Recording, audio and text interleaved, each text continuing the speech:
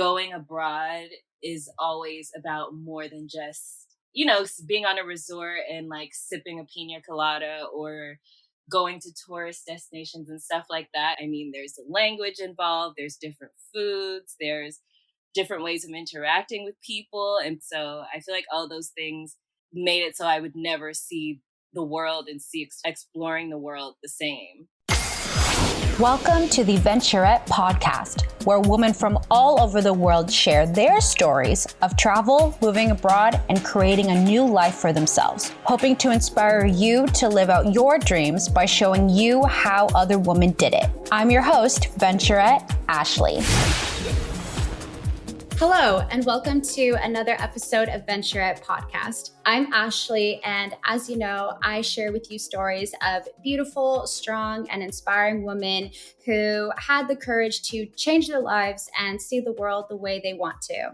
Today, I'm extremely excited for today's guest because she is someone who has moved abroad to different countries and has traveled to countless more. This all started for her back in 2009 when she studied abroad in Italy, which inspired her to see even more of the world. So after she finished her degree in journalism, she moved abroad to France for a year to teach English. After that, she moved back to the US and worked in marketing for 2 years, but she realized that she wanted to go back abroad again. So she left her job, packed her bags, bought a ticket, and moved to beautiful Martinique for 1 year to teach English again. And from there, that's where her life completely changed. She began blogging and created One Girl, One World, where she shares travel tips, beauty tips, and self-love. And she's gone on to become a true journalist. She is a talented writer and has been featured in Forbes, Travel and Leisure, Essence. I mean, the list goes on. She's also a guidebook author of Martinique, which was the first book to be published in English of the French-speaking country. And she's also an award-winning travel expert. I'm so excited to have her on and share more about how her life has been abroad, traveling, and creating this kind of career for herself. As well as we know that racism isn't just a thing in the US. It's also something that can be seen around the world. So I'm so excited to talk with her as well as to how it is being a Black woman abroad and how it is for Black women in the travel industry as well, and what the travel industry can be doing to be more inclusive and create a safer and more equal space. So I'm so pleased to welcome Francesca. Wow, thank you so much for that intro. That was so spot on and well-researched. Thank you. Oh, no, thank you. Honestly, like getting to learn more about you, I just was like, kind of like, wow, it really just goes to show what you can really do in the travel industry. Like you've done so much where you're not just like in this like travel box, but I want to kind of take it back to just kind of like the beginnings because you grew up in LA, but you had your first international trip to Honduras. And I kind of want to talk about that and how that really kind of planted the seed for what would become the rest of your life. Yeah, so my grandma was from a very small village in Honduras, a Garifuna village. And for those who don't know, Garifuna is the Black population in Honduras. They came from St. Vincent and were exiled from St. Vincent. It's a long history, but basically the Garifuna people reside on the coast of Honduras and across Central America. And so she was from a small village there, and she had always wanted us to go back. My mom grew up going over there all the time as a child and as a young adult. And so when I turned 18, we finally took a family trip to go see where she was from and to just meet our family over there. And I really think that it set the tone for how I would travel moving forward, because being there, they were like our relatives, and it's where my roots are because my grandma was born there. But at the same time, it was so different from the life that I had come to know. And it was really fascinating to me. And I think being there and like seeing it from a local perspective, seeing Honduras from a local perspective really made me just infinitely curious. Like having that be a formative travel experience showed me that going abroad is always about more than just being on a resort and like sipping a pina colada or going to tourist destinations and stuff like that, it really showed me that, I mean, there's a language involved, there's different foods, there's different ways of interacting with people, and people can genuinely be very nice and equally as curious if you actually engage. And so I feel like all those things made it so I would never see the world and see exploring the world the same. I love that because, yeah, I feel like traveling, like you said, is more than just kind of like the resorts and whatnot. Which is fine, but like you said, like there's so much depth to traveling and to a culture, and like you said, like food and language and customs. So when you first went to Honduras, what was like the most surprising, or what was the thing that really stood out to you most? Wow. I mean, there were just so many things that were different. But I guess what stood out to me was that some of the younger cousins in Honduras started playing with the American cousins like that came with us. And even though they didn't speak the same language, and even though they had two different lived experience, they still managed to communicate with each other and play, and they were running around. And it just really showed me that that ultimately, like, differences aside, we can always find that common connection. And so I know that's like super deep, but that's just really what spoke to me in that moment, was just seeing that, language is just a barrier, or like having different backgrounds, it's just a barrier, but you can still always find a way to connect. Yeah, that's honestly so true. And that's something that I feel like I've really realized in the more recent years, how like at the end of the day, that it doesn't matter where you are in the world, people are still trying to make a living, right? They're trying to like take care of their families. They're trying to, connect with others and create friendships and create memories. So like in the end, we're really all trying to achieve like the same thing. It's just like maybe going about it in a slightly different way, and you're doing it in a different location. Yeah. And it also showed me that different is not wrong. Like the kids, they were running around and they didn't have shoes on. And at first I thought, oh my gosh, why don't they have shoes? But it turned out that that was a choice. They just feel more comfortable not wearing shoes. And just because I like to run around play, or when I was a kid, I would run around with my shoes on, doesn't mean that that's better or necessarily the right way to go about things. So it just shifted my perspective in so many different ways. Yeah, like I can only imagine. It's just like you're there and you're like, whoa, that's different. But because it's also seen as such a norm there, it's like, oh, I really shouldn't be freaking out or worrying because like no one else is. Yeah. So it kind of goes to show the differences of what you see as normal, what they might see as normal. Definitely. So that was like your first trip. And so I know you studied abroad like later in Italy, but did you do any more traveling before then, or was like Italy your like next trip abroad? Yeah, Italy was the first international trip after Honduras. And yeah, I guess now that I think about it, it was pretty wild that I decided to make such a big leap after having gone on like this family trip, going a few years later without my parents and everything to Italy. But it was like a dip your toes in type of experience because it was a summer program. So it wasn't like a whole semester or year abroad. It was a nice way to just see how I like it. And I ended up falling in love with France, ironically, because I went, I love Italy too. I fell in love with Italy too, but I went to France for a week after the south of France because it was just a train ride away. And it was my first solo travel experience. And it really just I just like became obsessed for a short period of time. Especially like in the summer as well, because yeah, Italy and like France and those parts are just stunning, during that time of year. But, you've mentioned that Italy was what really inspired you to really see more of the world. What part of that experience that you really loved and that you really wanted more of? Wow, it was so long ago. And like I've experienced so much since then that I love that question because it kind of makes me reflect on that part of my life.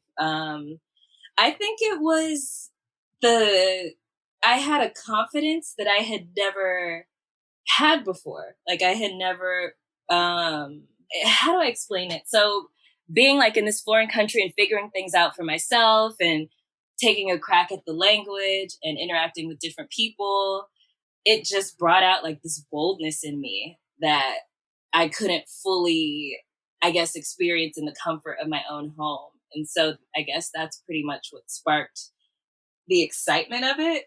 If I had to put a finger on what made it so profound and made it something that like I wanted to be a part of my everyday life. That, and then it was just exciting, honestly.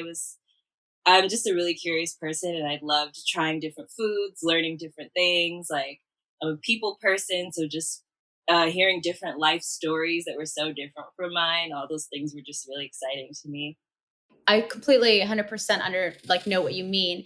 And that like, if you kind of strip away everything that's kind of comfortable around you or everything that's like known around you, and then you're like there on your own, having like to make new friends and find your way around this new place. Like you said, it's like intoxicating because you're figuring things out along the way and you're meeting all these amazing people along the way. And it's just like, wow, like I'm on my own, but like I'm okay. This is fun. So I totally know what you mean. But I mean, how long was that program that you did over that summer? It was just 4 weeks. So it's pretty wild that those 4 weeks ended up like changing the direction of my life. Mm-hmm. So, because I mean, you did that for 4 weeks, and then was that like kind of like your freshman year, sophomore year, like kind of where in your college career, like did that trip happen? It was it was right before my third year. So the timing was kind of perfect because I still had enough time to change directions. Because I feel like if that had been like my last year of school, I would have been pretty set in my major and everything. But right after, I was able to switch my minor to French.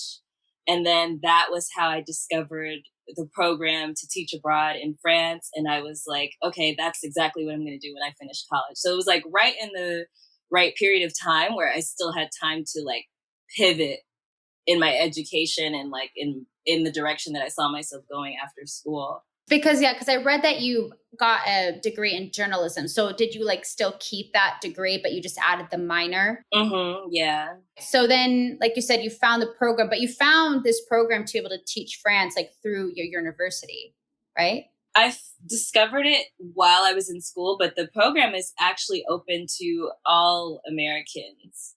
You just have to have a certain amount of French classes under your belt. So that's why the timing was good. I had enough time to actually get those classes done. And then you have to write an essay and all that, but it's open to people across the US. Okay. So, I mean, so like you said, you were able to like add this minor in and then like shift your direction. And so then you went abroad again to France. So how was it this time actually like living in France compared to just visiting? It was really different because, as you said, the south of France in the summer is enchanting because that's the best season.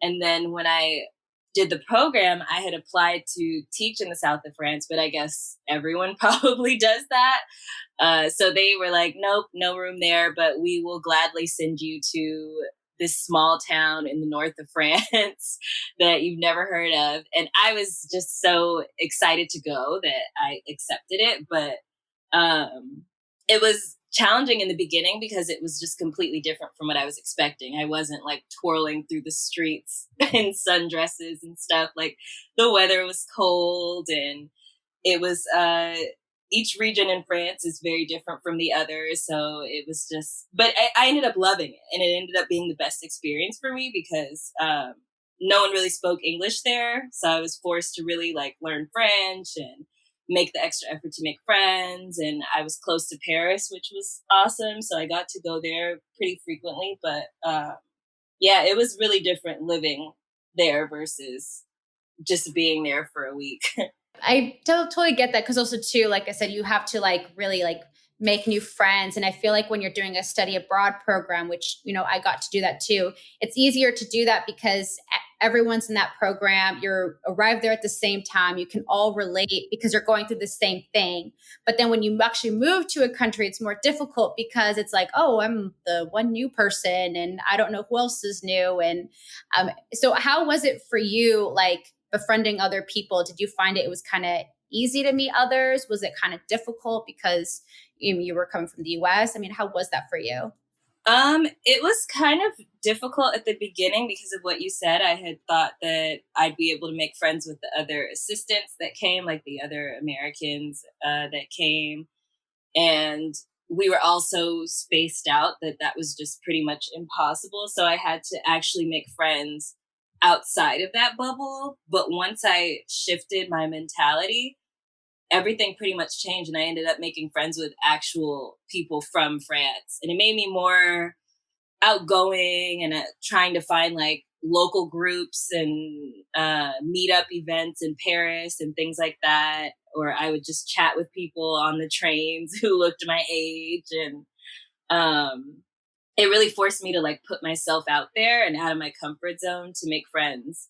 And once I got over like the shock of that, it ended up being the best thing. And some of those people are still my friends today. That's amazing. It's amazing what can really happen when you really do truly put yourself out there, like the connections and friendships you begin to make and the experiences because of it. And then also I wanted to ask too, like, how is the food for you? I mean, like French food is amazing. And also too, it's definitely more natural and organic. So how did you enjoy like kind of like that aspect compared to like the US? Yeah, you know what? I was never able to look at food in America the same again. Like my family thought I was such a snob when I came back, and I was like, have you looked at the ingredients on the back of that box? Or like, in France, milk tastes like this versus here it tastes like this, or things like that. But it's really true. It's just, it's better. It just tastes fresher. I was able to go walk to the markets on Saturdays and buy my own produce, and I didn't really have to buy organic food to still feel like what I was eating was not super processed. So I loved it. And I just love cheese. Cheese is like one of my favorite foods. So that was incredible. Yeah, I remember like it was in Paris because I got to study abroad there, but I just remember there was just aisles and aisles of cheese. Yeah. And I was just like, oh my gosh. So I would just have that as a meal as well, just like cheese and bread and call it good because it was so good and filling and not something that I don't know, you would really found here. Yeah. And then it was just funny how you said how you could never look at like some of the foods the same. I was never able to look at the pear the same. I had the juiciest pear there. And then I came back to the US and it was so dry. And I just thought, oh, this is so sad. But but I totally get it. It just really just opens your mind as to like, not just like culture, but what food can be, like what things actually like can be if you would like step out of your comfort zone. Mm-hmm. So, I mean, like after being a year there, you know, befriend all these people, you have amazing food, but then you come back to the US. Did you have a little bit of reverse culture shock coming back? Yeah, definitely. It was really hard. And the hardest part, I think, was the fact that nobody could really understand. I feel like most people around me, like my family and my friends, just thought I was being dramatic or maybe even a little bit privileged to complain about life there versus life here or my experiences. But it felt very real. Like reverse culture shock is very real once you experience it. And I've gotten used to it now, but at the beginning it was really hard. Yeah. And trust me, I've been through that too. And yeah, it's just kind of hard to be able to kind of talk what you're going through. And you almost, like you said, you feel bad because it's kind of like almost like a privileged thing to talk about, but it doesn't take away from what you're actually feeling. So, but it seemed like you kind of moved past that for a bit. I mean, you did end up working in marketing for 2 years. So how did that kind of come about when you came back? Yeah, I started working in marketing at an international school. I felt like that was my way of still getting a little bit of wanderlust satisfied while still pursuing my career. But after a few years, I thought traveling and going abroad was like a phase and something that I could fix. And that, okay, I went to France, I moved, I did it. And now back to normal life like everyone else. And that phase of my life is over. But as time went on, I just realized that I was still online, like looking up best countries for this or best countries for that. And I had started my blog as a way to try to marry the two, like journalism and travel, and recounting my experiences and living through those experiences. But it just made it more difficult to not be traveling. And then, as you know, and everyone who's from the US knows, vacation time is so limited that I knew I'd never be able to travel the way that I'm used to again if I stayed in that job. So I eventually reached a breaking point, and I just felt like, okay, I'll do it one more time and finally get this out of my system for real this time, and go to another country and work on my blog while I'm there and see what happens. And so I thought about the program again, the program to teach English in France, and I realized that France has overseas territories. So those territories are Guadeloupe, Martinique, and then Reunion Island. And I applied as a long shot because I thought, okay, everybody probably wants to spend a year in the Caribbean, but I'm just going to go for it because I'm desperate and I want to go abroad again. And lo and behold, they ended up offering me a position. So that's how I ended up going. So you like applied, you got in. So how did you feel in that moment? Did you feel like, okay, like, just 1 year, this is kind of done? Did you think that maybe you would maybe try to prolong it for longer than a year? Like, what were your kind of thoughts before you moved to Martinique?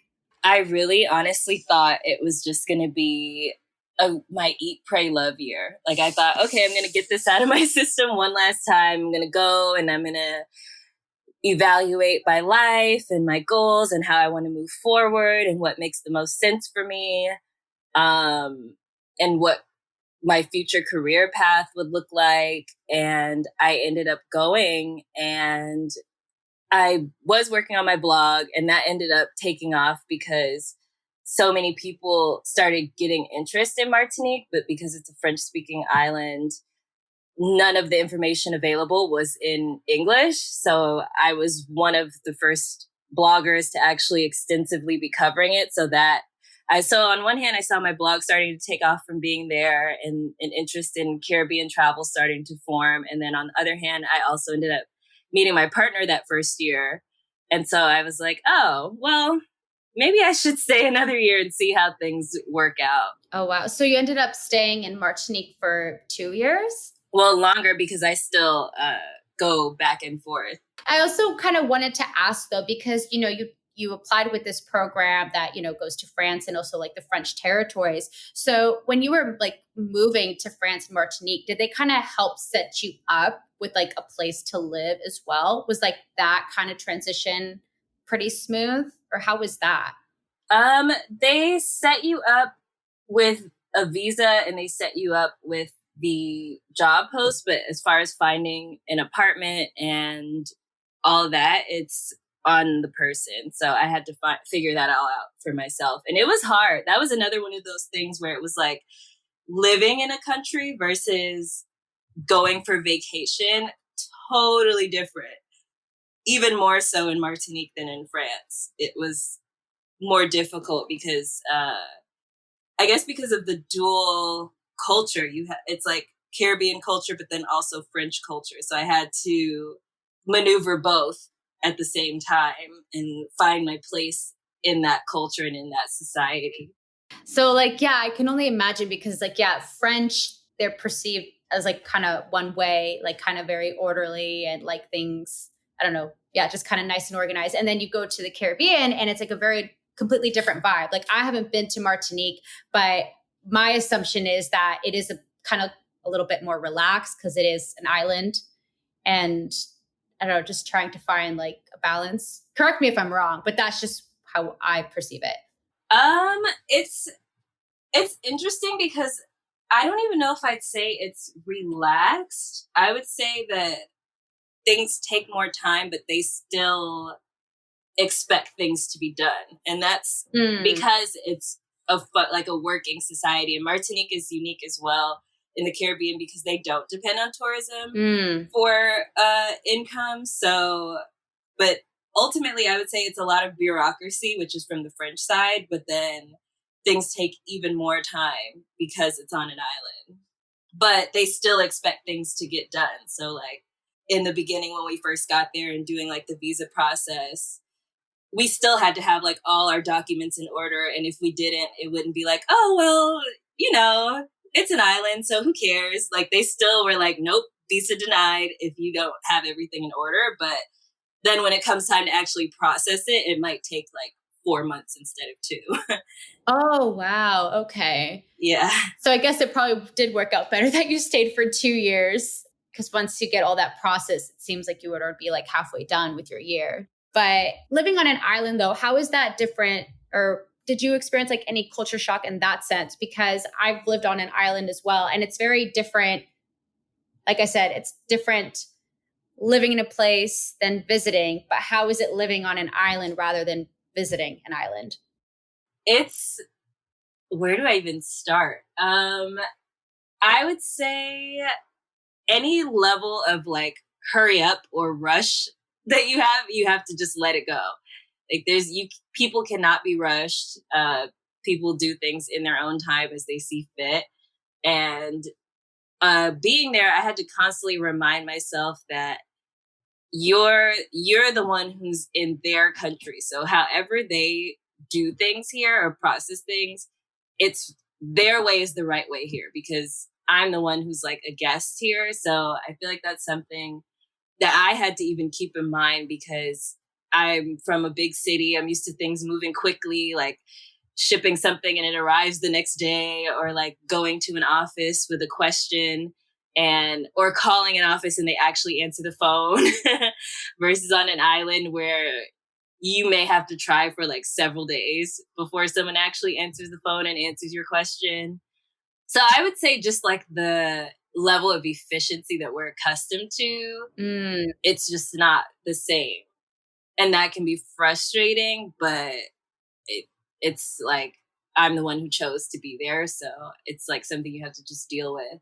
I totally get that because it's like, yeah, as much as you might want to be kind of frustrated or something, it's like in the end, this was your decision and they're not going to change. So you really have to change like your outlook on the situation. And then of course it takes time. Like I know for me, it's taken time for me to adjust to like a different mindset when living in a country. But then once you kind of adjust to it, you're like, oh, it's actually like really not that bad. And now it's fine. And now it's the new norm. Yeah. And I mean, that's not to say that I don't like complain or like vent and get frustrated and all that. But you kind of just have to like live with it. Yeah, exactly. So like through these like 2 years, like, you know, in Martinique, like you said, your like blog like really blew up because more people were wanting to go there. So did that mean that you were doing like even more traveling and like doing more work? Like what else were you doing more of as your blog continued to grow? It's interesting because it ended up playing out how I had hoped it would, where in the sense that it ended up leading to opportunities to write. I got opportunities to write for in-flight magazines about the island and actually start putting my journalism degree to use. So that was really cool to start getting requests to be an expert on the island and an expert on Caribbean travel and writing for different outlets outside of my blog. And then eventually it led to opportunities to travel throughout the region. And so I started to expand and cover other islands. And then from there, it just started growing and more opportunities for sponsorships through Instagram and things like that.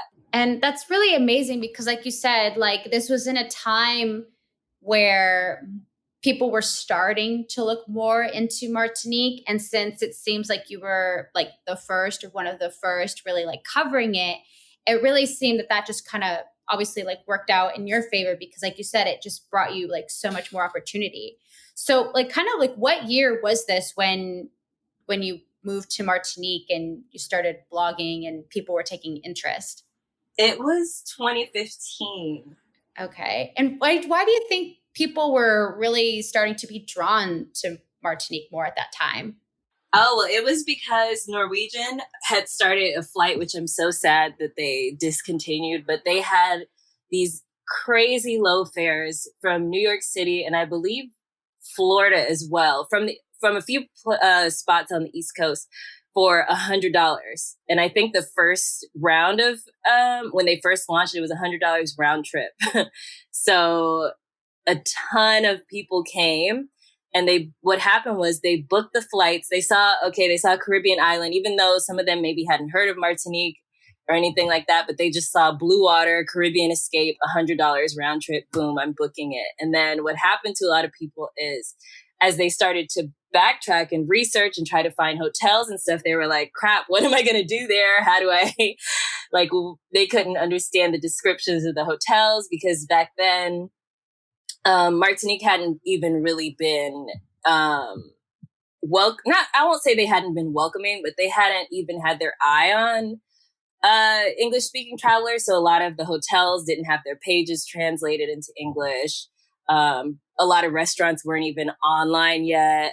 Most businesses were not on social media at the time. So I just saw that and I started talking more about my experiences and the places that I like to go, just to try to help people out. And it grew from there.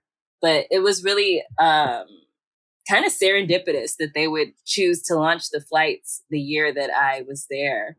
Yeah, it's just kind of crazy to think that you were there and this happened. And then just you being, your natural self, just sharing what you would want to share with other people. It in the end just kind of allowed you to just really grow professionally. And like you said, really use your journalism degree, which is, I think, amazing. So you moved back to the US like after, because like I know you're back in LA now, and you keep going back to Martinique, but since then, like how has your travel experiences been ever since, especially now that your blog has really blown up and you've been featured in so many different publications? Yeah, last year, actually, it was hard to even say where my home base was, to be honest, because I was traveling so much and not just in the Caribbean, but also to different places in the US. I'd seen more of the US last year than I had my whole life, which was interesting, but also very exciting because it was nice to share these experiences with my audience. So I've been able to expand my expertise beyond just the Caribbean, but also I would say North America. And I personally enjoyed that because not everyone can jump up and go on an international vacation, or for a lot of people, that's something they plan and they go like a year later, or in 2 years, I'm going to take my dream trip to Jamaica. But for some of the states in the US, that's a lot more accessible. And then also there are people that follow me that are from other countries that are interested in traveling in the United States. So it was fun to share those experiences with them as well. So it's expanded. Even though we're at a pause right now, I definitely, when things pick up again, plan to continue expanding to other places. Mm-hmm. And I really do hope that soon because, I'm like you, I'm just like waiting for the green light to kind of go abroad again or just travel properly.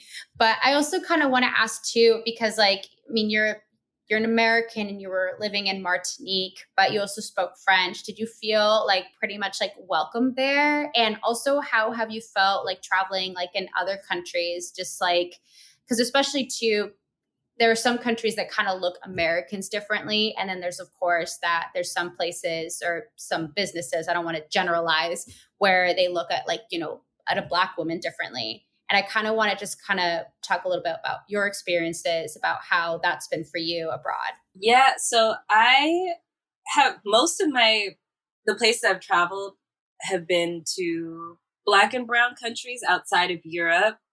But the places that I've been in Europe have been pretty diverse, metropolitan, like France. There's Paris, and Paris is extremely diverse. And even across Italy, and in parts of Spain, I haven't felt uncomfortable.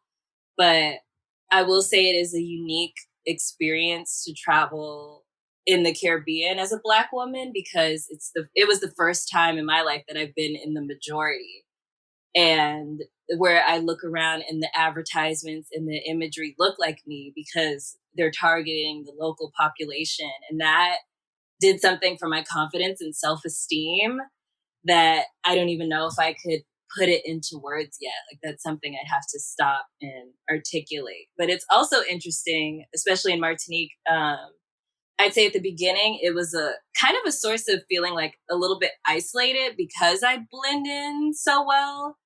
And I'm often just mistaken for someone who lives there. But when I first moved there, like, my French wasn't 100% fluent. And then they also speak Creole there. So I felt like I was seen, but I also didn't blend 100% because I still like had a different life experience and couldn't, and I had to like learn the culture and learn how to relate the same as anyone else would, I think. But even though, like you said, like in the beginning, like your French wasn't perfect, I mean, did that even matter to them? I mean, you were still trying to speak French, which I feel like for most places, that's what they really value. It did matter to them, actually. Oh no. It was really hard, because I think it's because when I first got to Martinique, like I said, they weren't used to welcoming American travelers. The majority of people who travel to Martinique are French and from France. So I felt like very few people made an effort to understand me or like help me get things out or things like that. They just kind of like were short of patience, which was different, but it was just another motivation to get better at the language. But it was hard. The beginning was pretty hard. I can see that too, because like you said, because it is like a, French territory, and like in France, that's kind of like the stereotype as well, where they really want you to speak like perfect French. Otherwise, they don't really want you to speak French. I remember when I was in Paris, someone in my group tried speaking French, and I guess it wasn't very good. So they were like, no, just speak English. And so, so I just like kind of wonder, like, I guess like in Martinique, I guess it's kind of similar in the way, because like you said, they've only had visitors from France. So they're just used to hearing like perfect French. And then when someone's trying to speak it and it's not perfect, they're just like, wait, what's going on? This is not normal. Yeah. It's a lot different now, though. I'll say it's a lot different now. I'm not sure if it's because there were so many US travelers the past few years, or maybe because of the internet, the younger generation is more interested by other cultures and things like that. But my family came. We went all together last year, and it was a really positive experience for them, and they don't speak any French. So that was nice. Well, that's good that it's getting, like you said, it's like better in that, because more people are traveling, it does put it out there that it's okay to speak English and whatnot, because there's so much globalization happening at this point. But I do want to also bring up something that you said earlier, how when you were in Martinique, what you found really surprising, but also really nice, was that you felt really represented in the advertisements that you saw there. And that's interesting, because there was something that you had posted that you shared that, I guess, something along the lines that Black people don't always see themselves being represented in the travel industry, especially when it's like, like for brochures or like billboards and stuff like that, like Black people aren't normally represented. So do you feel like that's still kind of like the case now, like especially like within the travel industry, there's not a lot of representation? Yeah, definitely. And I feel like I've had to work 10 times as hard. And even with everything that I've accomplished, I still have to really sell myself, where I've seen other people be able to kind of just walk in and show up and it's like, hey, I'm here.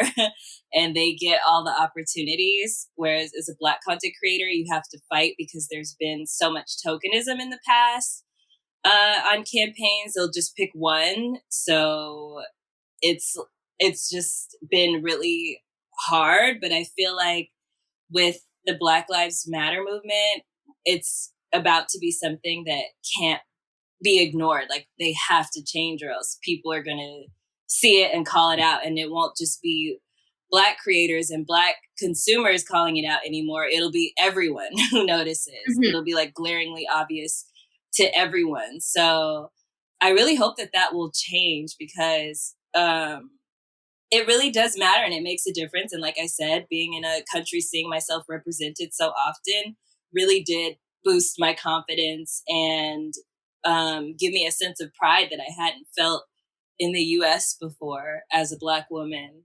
And I hope it changes. And I also hope that we will have more opportunities to tell our own stories, because even in the Caribbean, like most of the time, it's either white males that are on press trips. The few press trips that I've been on are like all the journalists from the US are white, and they come from the US and they just tell the story through their lens, when there are a lot of Caribbean journalists out there who could be and should be telling those stories. No, and that's something too that I like found as well that you have mentioned before, is that there should be more of letting Black people telling stories about Black destinations. And I found that really interesting because honestly, since this last year being back in the US, I learned more about like food appropriation, and how like white chefs, making, or white cooks making dishes from minority like ethnic groups and profiting from them. And then seeing that about how white people are the ones that are like sharing and telling stories of these Black destinations. It's almost kind of made me think of that a little bit about like the food appropriation, but then also seeing kind of that kind of idea in the travel industry as well, which was something I never thought of before really until seeing that. And I just thought, like you, like I totally agree that we all have access to these like free platforms. So it's like, why not letting Black people tell stories of these like Black countries and stuff rather than white people who always typically do, but there's no need for them to, if that makes sense. Right. And I've even experienced, because I've been like a liaison, I guess, between the French speaking world, I guess, and like being able to relay certain information to US tourists and things like that. But I've even been approached to be a source for free, like, oh, let me pick your brain about Martinique. Can you tell me this? Can you tell me that? Can we hop on a call, for a white journalist who I know is getting paid to publish the story? And it's like, I should be the one. I have the qualifications and the credentials to tell this story, but here I am being asked to give you all of my information as a local expert just to have a quote in an article that you actually got paid for. So that's something I also see happen to a lot of us. And I don't really understand it. No, like I don't understand it either, but it just goes to show as to just how much more work there needs to be done, and actually like taking action in order to be more inclusive, which is not just putting, Black people on billboards or in magazines, but also letting them do the work to share these stories of like these travel experiences or these countries. It's so much more than just putting like a photo somewhere. It's letting these people like do the actual work themselves and getting the credit that they deserve. Yeah. And the compensation. Yes. Thank you. So just everything that they deserve, everything that these white journalists, like you said, like are getting. So, but that was just something that I saw that you had shared that I just found very interesting. And I personally had never really thought of much before, but now this is all being brought up, and it's just getting me thinking like, oh, what should I be looking for then when doing like my own research, or what should I maybe like not be doing. Like I'm Mexican, but I also too don't want to take away from I don't want to take away something from someone else when they should be doing it as well, you know? Yeah, and I think it's also important to say that you, as a consumer of media and of travel products, destinations, etc., like you and the listeners have as much power, if not more, than we do, because you have the potential to hit them in the pockets. I saw people, for example, leaving comments on certain pages, non-Black people leaving comments on pages saying, "Oh, I just scrolled through your feed and I see you never work with Black creators. I guess I'll be buying this dress from somewhere else." Or like commenting on news outlets, "Oh, well, I saw that you did a top 10 roundup and there were no creators of color. So what's that about?" Like, you're having the ability to call those things out. Like, you don't have to be Black to be able to do that. And that's something that I want people to like know and feel empowered to do too, because it really does make a difference. Yeah, exactly. Like really just kind of, like I said, voting like with their money, or like really just taking action in order to like create the change that we want to be seeing.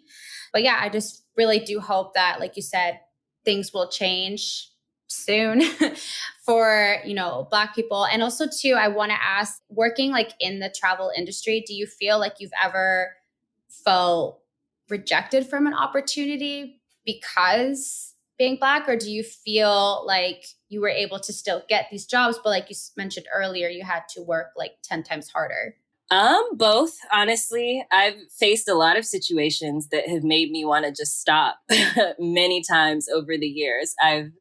I can't count how many times I've cried to my mom that I can't do this anymore, that I love travel, but I don't love this industry, and how I have to fight and prove myself over and over again, and then see it be handed to someone else who is less qualified, but maybe fits the image that they're trying to go for, which, to be blunt, is usually like white.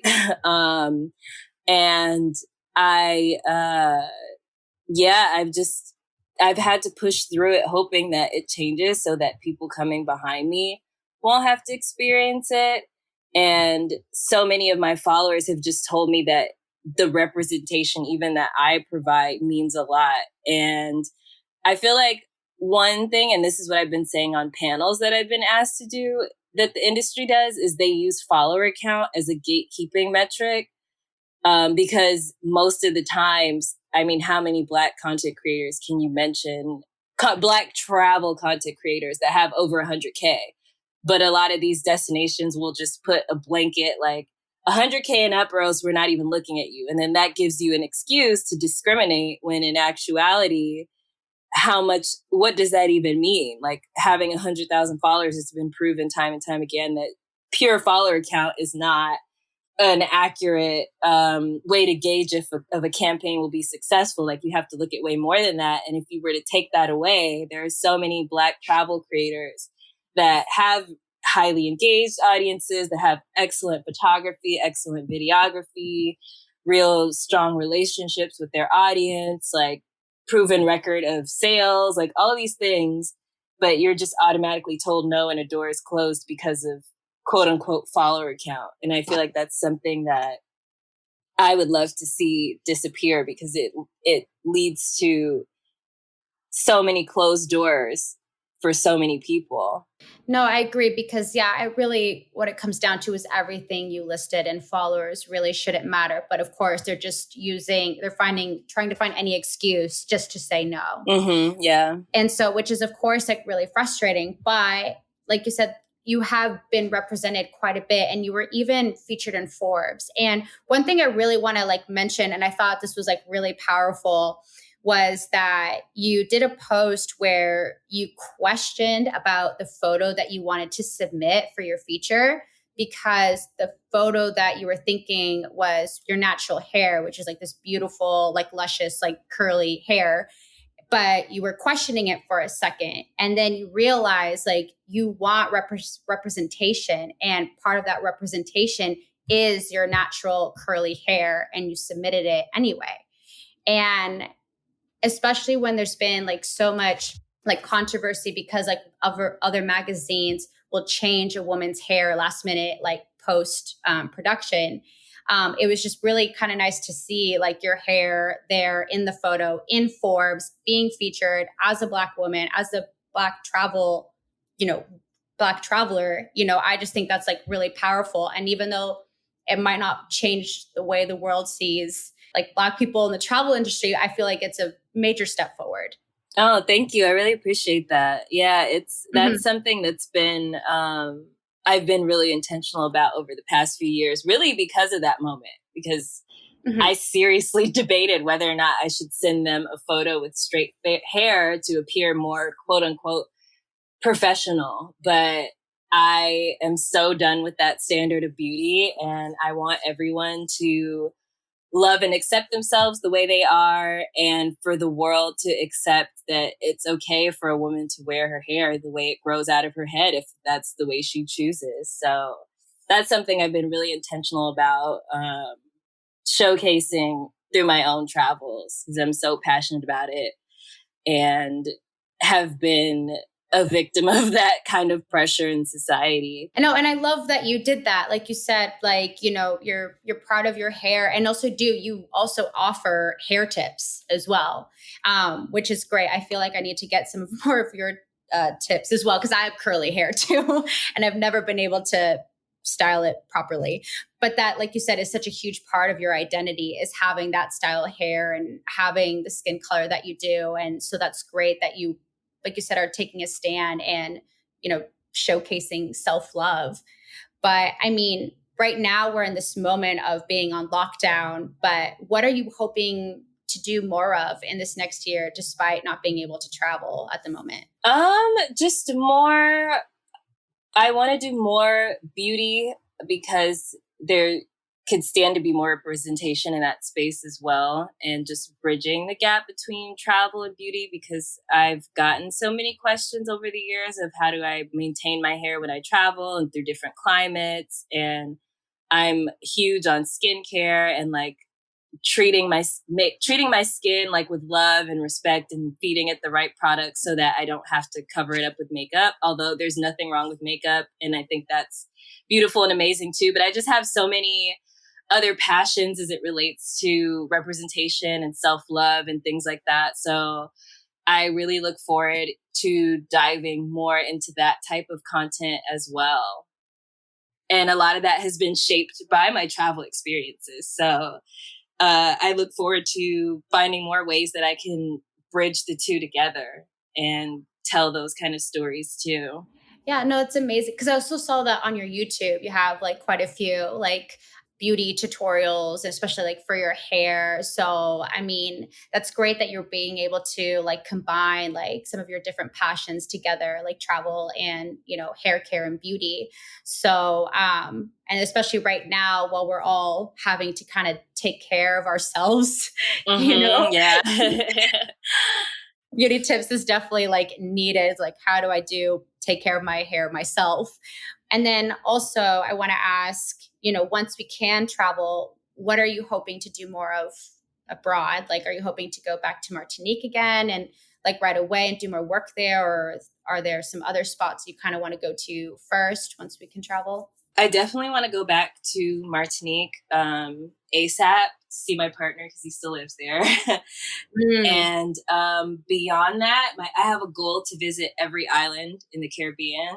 So definitely want to keep working towards that. And I want to do that because I really want to show people how varied the region is. Like, people tend to have this mentality of, you've seen one island, you've seen them all. And that could not be further from the truth. Like, I've been to 11 so far, and every single one is different from the other. Even Guadeloupe and Martinique, even though they're both territories of France, they both have like a lot of vast differences. And I want to just show people like the variety of the region, because it's exciting and it's fun, and there are so many other islands you can put on your bucket list. Like, no disrespect to Jamaica, it's incredible, I love it there, but so many people are like, okay, I went to Jamaica and I'm just going to go to Jamaica every single year for the rest of my life, when there's so many other islands where you can have different experiences. And yeah, so that would be my goal. That and more of the US. I guess we'll see how things go with all the cases and all that stuff. Yeah, no, we'll see.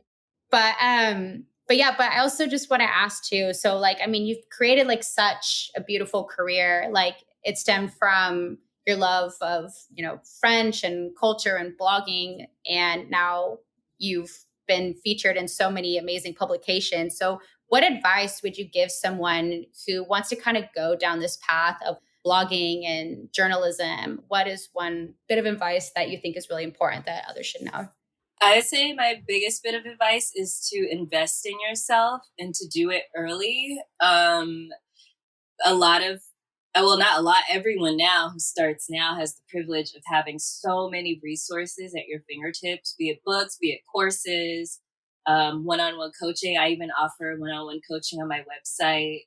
And there's just so much information out there that you don't have to spend years of trial and error to find out, A, if it's something you even really want to do, because there's a lot more work to it than it seems. And also B, to just get to where you want to get faster. So that's like the number one thing I would advise, is to just go ahead and like make the investment, whatever that means to you, to learn as much as possible, as efficiently as possible, because there's just so many resources now that I didn't have when I started. No, I agree. Like now, yeah, the amount of things you can learn is just like incredible. So totally agree. Make use of like the internet and what's out there already. There's so much.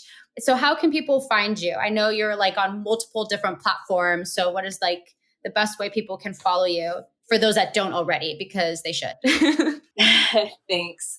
You can look up One Girl, One World. You can just Google it. And I think pretty much my website will definitely pop up and my socials. But on Instagram, it's One Girl, One World, but unfortunately without the I in girl because it was taken. One Girl, One World across all platforms.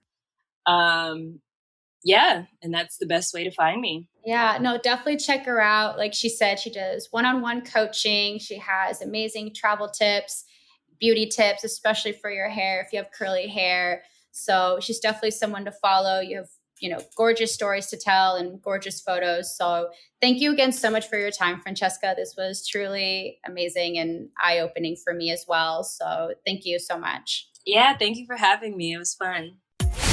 For more information on travel and life abroad, go to Venture-Ette.com. If you enjoyed this episode, let me know by leaving a review. And be sure to follow me at Venture-Ette on Twitter, Instagram, and Facebook. Safe travels, and until next time.